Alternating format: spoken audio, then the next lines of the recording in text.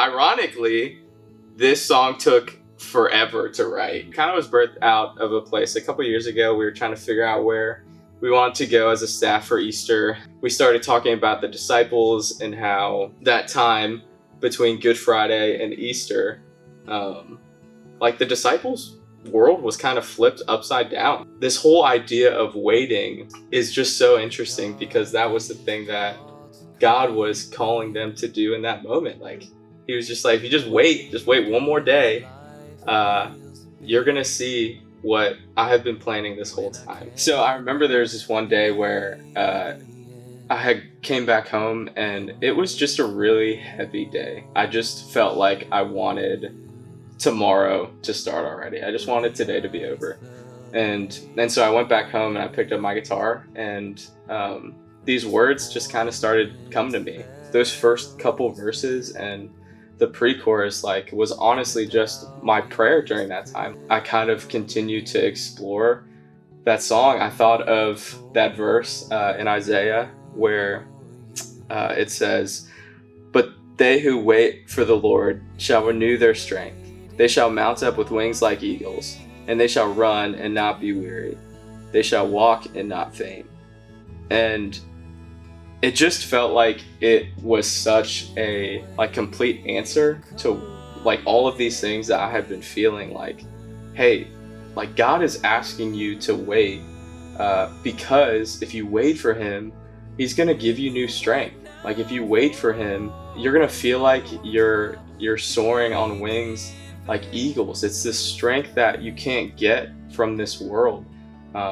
It's a strength that roots you and grounds you, so that when you do face times in life that are confusing and that you don't understand, you'll trust that God has you. Don't go off and make some crazy decisions or try to just get through it, but wait, wait for me to speak, wait for me to move. Yeah, I remember when you first brought the song to the staff, and just this idea of waiting really resonated with me. I knew when I first heard it, it was going to be just a special song, and that God was going to be able to use it not just for myself and what it means to wait, but for our church.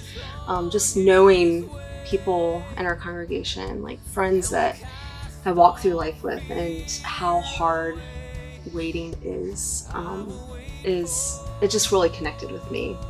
And I knew that it would be something that would connect with other people. And so I think that's the powerful part of this song, is it's something that as humans we all experience. We all have seasons of waiting and things that we have to wait on. But as believers, we get the joy of not just waiting, but we get to wait on the Lord. And I think that's a different aspect of waiting that we get to tap into, that this waiting that we get to do is hopeful, and it's rooted in our trust of who God is and in his character, and thinking of just this expectant hope that we have in Jesus, I think is just really powerful.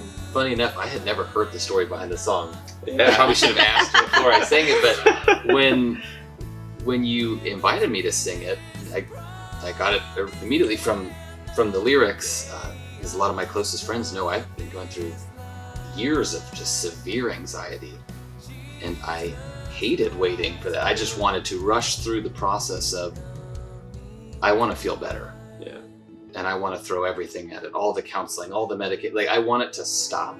And I'm finding on this side of things that had I rushed through that experience, I would have missed the things that he wanted to teach me, and the things that really needed to be broken down in my own life, these lies and beliefs about me and the people around me that just needed to be crushed.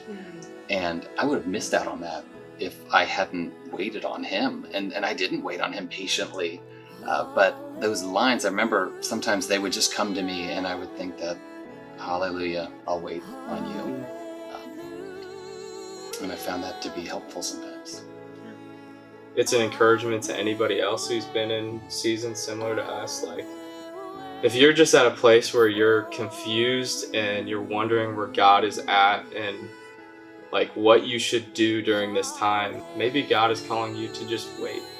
And maybe that's actually the most powerful thing that you could do is like just wait for him to speak, wait for him to move. And God might do something crazy that even though it's not the way that you expected, God's got you and God's got a plan for your life.